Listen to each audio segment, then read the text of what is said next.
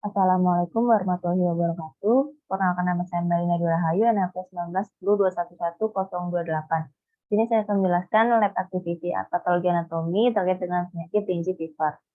Di mana pertama saya akan membahas dari definisinya sendiri, di mana definisi dari demam Dengue atau DBD ini adalah penyakit infeksi akut yang disebabkan oleh virus Dengue yang ditularkan melalui gigitan nyamuk, yang ini berupa Aedes aegypti dan juga Aedes albopictus. Nah, kemudian selain dari definisi juga ada dari etiologinya, di mana etiologi dari demam Dengue dan DBD ini disebabkan oleh virus Dengue yang merupakan dari anggota genus Flavivirus dari famili Flaviviridae.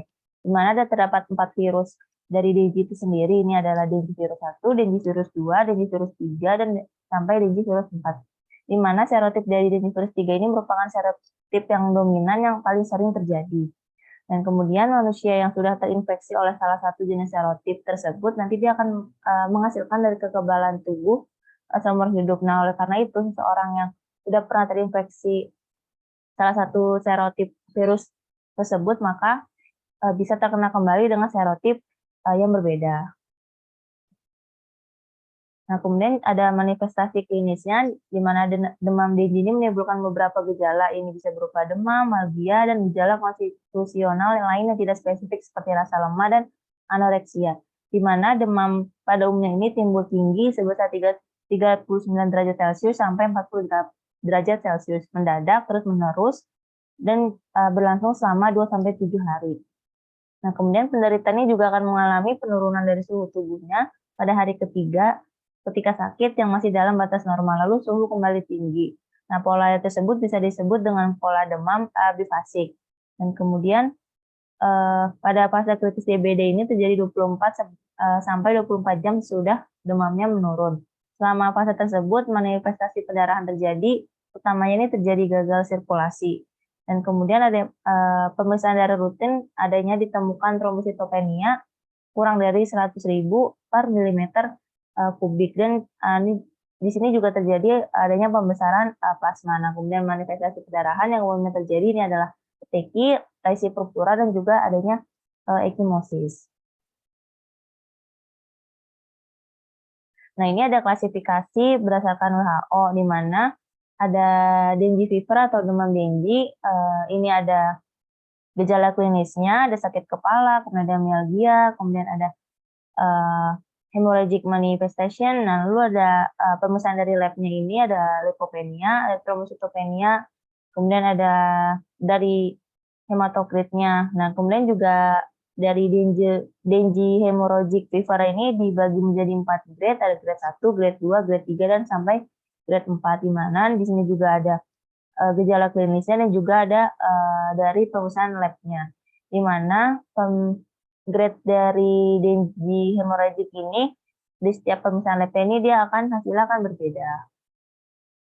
Nah, kemudian selanjutnya saya akan menjelaskan dari patofisiologinya, di mana patofisiologi dari demam Dengue ini apabila nyamuk menggigit host atau manusia, nanti cairan nyamuk tersebut akan masuk ke kulit host tersebut. Nah, bila nyamuk tersebut dia mengandung Dengue, nah virus ini bisa terbawa dalam cairan liurnya, sehingga apabila nyamuk tersebut menggigit dari hostnya, virus ini akan masuk ke dalam kulit host tersebut bersama dengan cairan liur nyamuknya. Nah, virus tersebut nanti dia akan tertanam dan nanti dia akan memasuki dari sel darah putih host tersebut. Nah, sel darah putih ini dia harus membantu pertahanan tubuh dengan memerangi ancaman seperti infeksi. Dan kemudian ketika sel darah putih tersebut bergerak, ketika sel darah putih tersebut mengalir di tubuh, nanti virus ini akan memproduksi kembali atau memperbanyak diri. Nah, sel darah putih tersebut nanti dia akan memperbanyak protein pengisyarat yang dinamakan dengan sitokin, seperti faktor-faktor interleukin, interferon, dan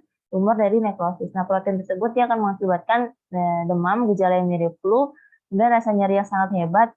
Biasanya terjadi ini bersama dengan Dengue. Dan kemudian bila seseorang ini menderita infeksi yang serius, nanti ini virusnya bisa bereproduksi dengan lebih cepat. Nah, dengan semakin banyaknya virus, maka semakin banyak pula organ seperti contohnya ini ada organ hati dan juga dengan sumsum tulang yang akan terkena. Nah, kemudian cairan dari arus darah tiris tersebut melewati dinding-dinding pembuluh darah kecil ke dalam rongga-rongga tubuhnya. Oleh karenanya lebih sedikit darah yang bersirkulasi atau mengalir di dalam tubuh, di dalam pembuluh darah. Nah, ketika tekanan darah orang tersebut menjadi sangat rendah, sehingga jantungnya ini tidak dapat mampu memasok cukup darah ke organ vital yang sangat penting. Nah, sumsum tulangnya ini juga tidak mampu menciptakan cukup dari plateletnya ini yang dibutuhkan darah untuk membeku.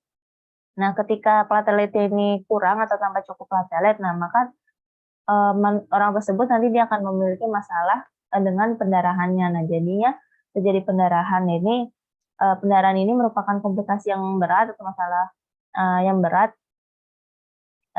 yang diakibatkan dari penyakit biji tersebut. Nah, kemudian dari patofisiologinya ini saya akan menjelaskan dari gambaran makroskopiknya. Nah, ini gambaran makroskopik di mana ada yang huruf A ini adalah dari vektornya, ini adalah vektor nyamuknya yang bisa menyebabkan dari sakit Dengue. Nah, kemudian ini gambaran klinisnya adanya ruam atau peteki di bagian lengannya.